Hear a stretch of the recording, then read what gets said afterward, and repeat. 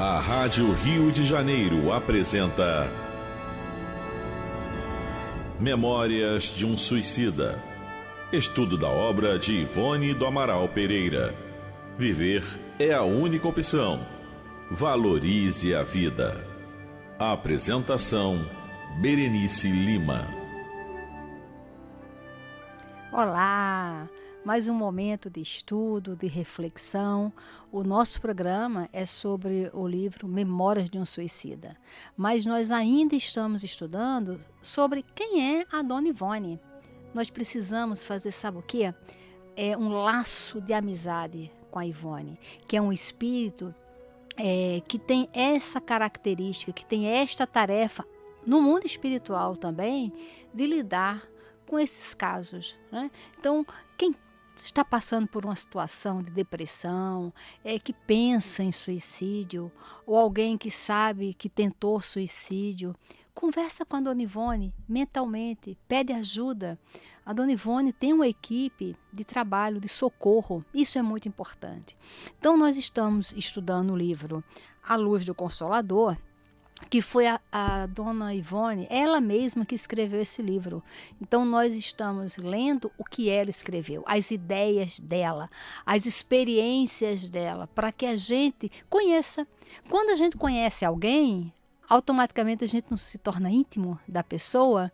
Então isto é para criarmos uma intimidade com a Dona Ivone, né? Esses laços de afetos. E a nossa proposta é ir lendo. Por quê? Nós estamos num mundo de corre-corre. Todo mundo é muito atarefado, com muitos afazeres. Minha mãe desencarnou com 100 anos e ela disse que a coisa que ela mais achou interessante nessa jornada, veja, ela pegou tudo, ela pegou o automóvel chegando, a televisão chegando, a era do rádio, a tecnologia, e ela foi usando tudo. Ela desencarnou tem uns 5 anos, e ela pegou toda essa tecnologia e ela usava essa tecnologia. E ela me falou uma coisa muito interessante. Engraçado, é como se as pessoas não tivessem tempo. Que na minha época, para fazer uma galinha, comer uma galinha, você tinha que criar a galinha, porque ela era da roça, né, no interior, tinha que criar a galinha, matar a galinha, depenar a galinha e aí fazer lá no fogão de lenha. E hoje tem tantas facilidades e as pessoas ficam com uma falta de tempo. E aí ela me chamou a atenção que nós não estamos sabendo administrar o nosso tempo. E muitas vezes com a tecnologia, nós colocamos para ouvir no modo rápido e acaba que a gente não escuta. A gente escuta, ouve aquela barulhada rápida de falando várias palavras uma seguida da outra, mas não realiza o que está ouvindo, não presta atenção. Então, isto é um problema que nós estamos causando hoje. Então, a nossa proposta é ir lendo um livro.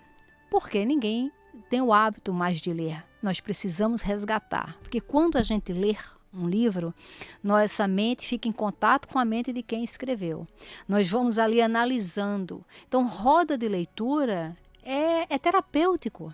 Então, esse nosso programa tem essa proposta terapêutica de ir lendo, parando, refletindo, conversando. Esta é a nossa proposta. E hoje nós vamos iniciar um capítulo muito interessante que a Dona Ivone colocou o título de Destino e Livre-Arbítrio. Que a gente tem que parar para pensar, né? Qual é o meu destino? O que vai acontecer? Destino e livre-arbítrio andam juntos. O destino nosso, ele é a consequência do nosso livre-arbítrio. Por isso que a gente tem que aprender a tomar decisão. A gente tem que aprender para que lado nós vamos. Nós precisamos nos posicionar. Então, ela começa assim, olha. Uma das indagações que frequentemente ouvimos nas rodas dos iniciantes de espiritismo referem-se aos casos de homicídio e de suicídio. Entendem os indagadores que o homicida traz consigo a necessidade ou destino de matar aquele sob cujas mãos futuramente sucumbirá, e estendem o sofisma aos casos de suicídio, entendendo que também o suicida reencarnou com o destino de matar a si próprio. É muito interessante, porque muitas pessoas falam assim, se aconteceu é porque estava escrito. Se aconteceu um acidente, se o fulaninho morreu no acidente, é porque estava escrito. São os desígnios de Deus. Eu tive contato muito tempo no presídio, no Talavera Bruce, né, como agente religiosa da doutrina espírita, e muitas pessoas que estavam ali presas falavam assim, Deus quis. E a gente vai empurrando a nossa vida com o que Deus quis. E dentro da proposta da doutrina espírita, que é uma fé raciocinada, que é analisarmos os fatos à luz da razão, à luz da doutrina espírita. E o que é analisar à luz da doutrina espírita? Aliás, se qualquer decisão nossa nós analisássemos à luz da doutrina espírita, com certeza erraria menos. Temos que ver os aspectos. Quais são os aspectos da doutrina espírita? Deus, imortalidade da alma, comunicabilidade com os espíritos, reencarnação e evolução. Então, se nós reencarnamos para evoluir, se tem um Deus criador que tem essa proposta, se tem os espíritos comunicando conosco o tempo inteiro, nós temos que ter o livre-arbítrio de decidir a que conselho nós vamos ouvir, a que caminho vamos decidir seguir. Como é que é isso? Porque no livro Sexo e Destino, a Marieta, acho que é Marieta o nome dela, está me fugindo o nome agora, ela desencarna. E os mentores dizem que ela desencarnou fora da hora. Não era para ela desencarnar. Ela desencarnou como? Ela recebeu a notícia, né, que o noivo dela estava traindo ela com a irmã dela. Foi um baque para ela muito grande. E ela saiu desnorteada, andando pela rua. Não me lembro se foi Flamengo ou Copacabana. E foi atropelada. E foi muito grave o acidente. Os espíritos protelaram o máximo dela, aproveitaram, né, que ela ia ficar hospitalizada, e aproveitaram o máximo, deram muito fluido para ela aguentar a resistência. Desencarnou e os mentores falaram, olha, desencarnou fora da hora. Então, a irresponsabilidade, né, a inconsequência dela ter saído desarvorada, andando pela rua e ser atropelada, isto aí vamos ver em outra vida, depois. Ela vai reencarnar o mais rápido possível para dar tempo de pegar toda aquela família que estava reencarnada, porque tem o objetivo de um resgate coletivo familiar. E ela reencarna em seguida como filha da irmã dela. Então isso foi um plano B. Porque o plano A, o combinado, era ela seguir como irmã nesta reencarnação para ver esse resgate com esse grupo familiar. Então, não é porque aconteceu um acidente, a pessoa morreu que estava escrito, não. Uma pessoa bebe, pega o carro, sai, atropela, mata não sei quantos, estava escrito aquilo ali? Não, são as fatalidades, são os acidentes da vida, do livre-arbítrio. E aí vamos ter as consequências desse livre-arbítrio. Então aqui ela está dizendo que muitas pessoas consideram o homicídio, alguém matar alguém ou alguém se matar, como, olha, se isso aconteceu é porque estava escrito, está nos desígnios de Deus. Este é o tema desse capítulo, que ela coloca o nome de destino e livre-arbítrio. E aí ela diz assim, olha, ambos os casos, no entanto, devem ser meditados e bem compreendidos, não sofismados, para que o adepto não resvale para a inconveniência de propagar a doutrina dos espíritos erradamente, comprometendo a limpidez da lógica por ela apresentada e assumindo a responsabilidade de contribuir para incentivar falsos raciocínios nos cérebros frágeis, aos quais a razão ainda não esclareceu. A dona Ivone também chama a atenção aqui, que ao divulgar a doutrina, ao falar da doutrina, nós temos que saber o que nós estamos falando para não perturbarmos a mente de uma pessoa, falar de uma maneira errada, porque nós somos responsáveis. Muitas vezes, alguns espíritas falam assim, olha, o fulaninho vai sofrer muito no umbral, vai reencarnar, olha, ele está fazendo coisa errada, vai reencarnar doente, vai... Sim, existe essa lei de Deus, mas quando a pessoa fala no tom de rogar a famosa praga, né? Se vingar, fala por intermédio do sentimento da vingança. Olha, você está fazendo isso, mas eu vou me vingar de você, porque você vai reencarnar muito doente. Então, quando a gente passa a informação para esclarecer, ou quando a gente dá uma informação, mas num sentido íntimo de vingança. Não sei se dá para a gente entender como é que é isso, né? Porque às vezes nós usamos as informações e repassamos elas para maltratar, amedrontar a pessoa, né? Quando na verdade a proposta da doutrina espírita é esclarecer, libertar. A proposta de Jesus, conhecereis a verdade e a verdade vos libertará. E aí ela fala, ora, nos 10 mandamentos da lei de Deus, código de ouro, estabelecido para reger a humanidade, há um dispositivo incisivo, exposto de forma a não permitir sofismas nem dubiedades. É o 5º. Quem sabe qual é o 5º mandamento? Não matarás. É só isso, olha, não matarás. Jesus, o mestre por excelência, expôs a moral perfeita, prosseguimento da primeira, isto é, dos 10 mandamentos, moral que condena até mesmo a expressão descortês de uma pessoa para com a outra, e declarou que quem matar pela espada, morrerá pela espada, e não cessou de recomendar o amor recíproco como base para toda a felicidade e prosperidade moral e espiritual das criaturas humanas.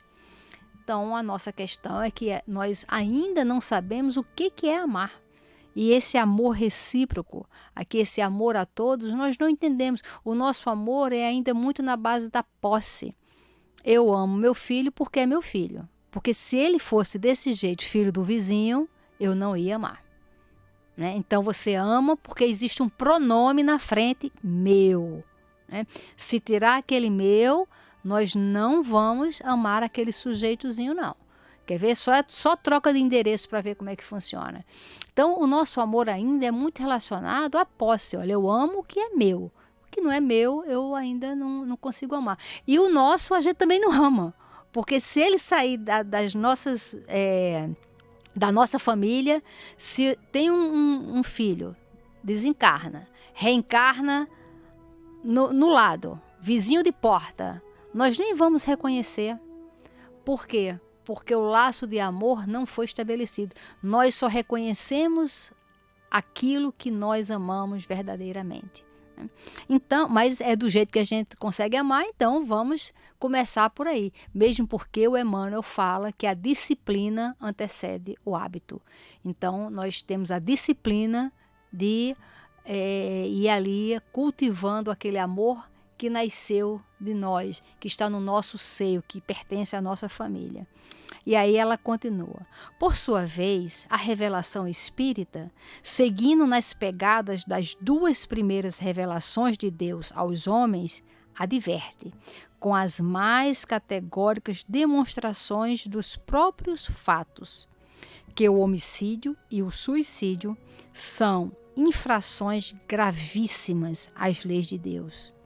Chega mesmo a apresentar ao adepto, durante as sessões chamadas práticas, a situação espiritual impressionante, pelo sofrimento de ambos os infratores, cuja consciência, atormentada pelos remorsos da terrível infração, é tudo o que há de mais patético e angustioso que a mente humana poderia conceber. Então, essa vivência do sofrimento é fruto dessa infração da lei. Quem é que gosta de receber uma multa? Ninguém gosta. Mas, se o sinal lá estiver vermelho e se der para avançar, se avança. Agora, quando chega a hora de receber uma multa pela infração de ter invadido lá o sinal, a gente não gosta, quer recorrer, acha que não é justo. Então, o sofrimento, ele é fruto totalmente do nosso livre-arbítrio. Não quer sofrer, então pense antes de tomar decisão. E aí ela continua. Não é verdade, portanto, que alguém renasça com a destinação de assassinar o seu próximo ou a si mesmo.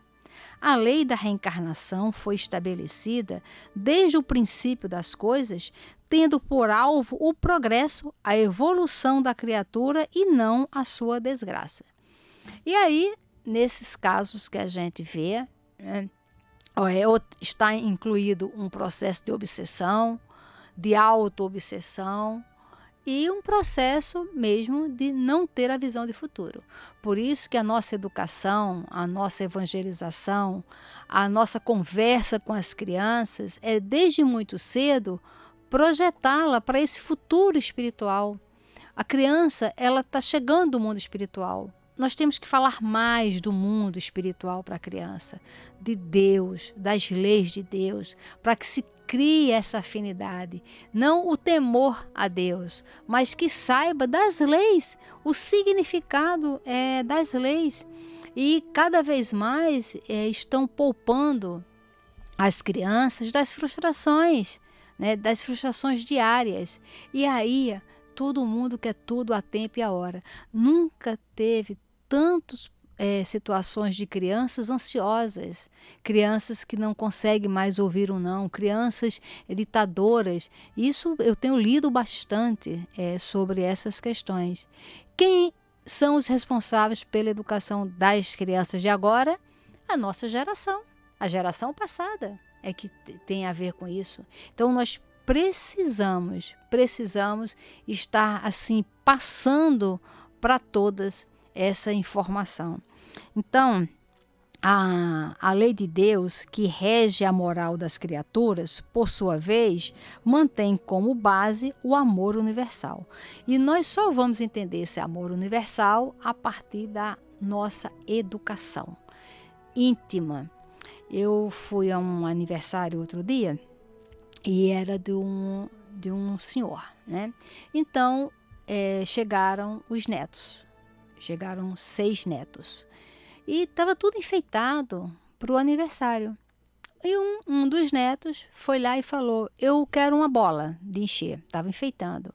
E falaram, pode pegar. O que deu para ele pegar ao alcance dele, ele pegou. E furou todas as bolas. Depois ele falou assim, eu quero doce. E falaram para ele, pode pegar. Ele foi na mesa e pegou vários doces. Na hora dos parabéns, estava tudo cacarecado. A decoração estava precária e a mesa estava desfalcada. E ninguém falou nada. Eu falei, olha, se nós formos educar as nossas crianças desta maneira, não vai dar certo. Tem que ter limite, tem que entender essa ética. Olha, não, você não vai pegar a bola, porque a bola... Qual o objetivo da bola? Enfeitar. Para quê? Para cantar os parabéns. Quando cantar os parabéns, você pega a bola. Os docinhos estão para enfeitar a mesa. Quando cantar os parabéns, você vai ali e vai comer.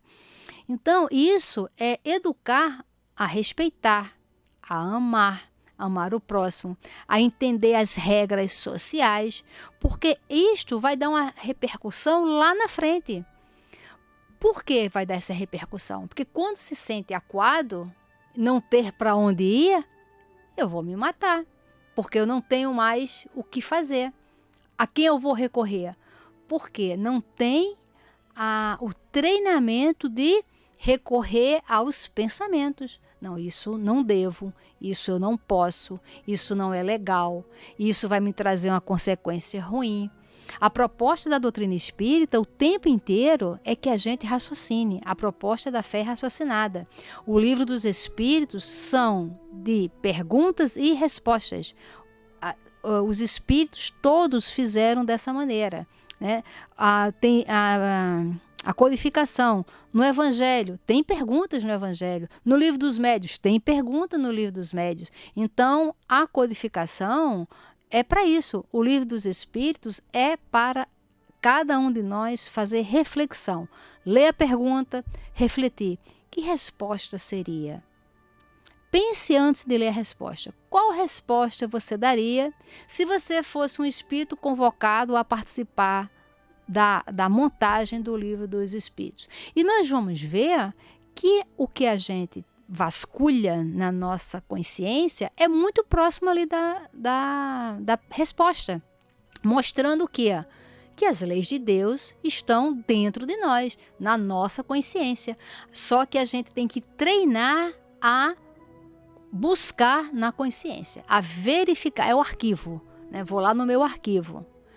Não, isso aqui eu vou lá no meu arquivo. Se a gente não vai no arquivo, imagina um arquivo lá fechado, de madeira fechado. Se você não abrir todos os dias, olhar as pastas, atualizar, mexer e deixar aquele armário de madeira fechado por 50 anos, no dia que você for abrir não consegue. A madeira vai inchar, vai haver mecanismo da natureza ali que vai emperrar a gaveta, você não vai conseguir abrir.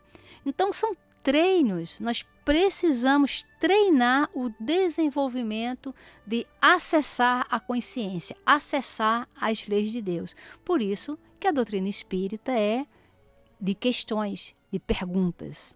E aí ela continua: se, pois, um espírito reencarnasse com a destinação de ser homicida, estaria destruída a lei de amor universal, e o crime seria praticado com a aprovação divina, o que é absurdo julgar.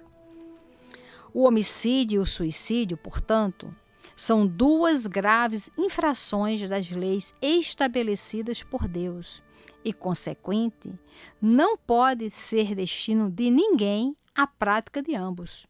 Se uma pessoa se torna homicida ou suicida, agiu por sua própria iniciativa, serviu-se do livre-arbítrio, pois todos nós somos responsáveis, temos liberdade para agir livremente, não somos escravos nem autômatos, obrigados sempre a agir sob pressão de outrem ou de uma fatalidade cega.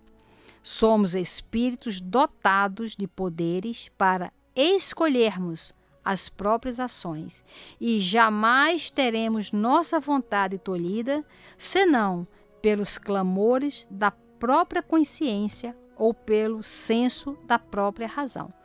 Mas, se a gente não está lá atualizando a nossa consciência, vendo a essência de tudo, se nós não temos esse hábito, nós vamos agir sempre pelo impulso, pela emoção do momento, e nós precisamos raciocinar.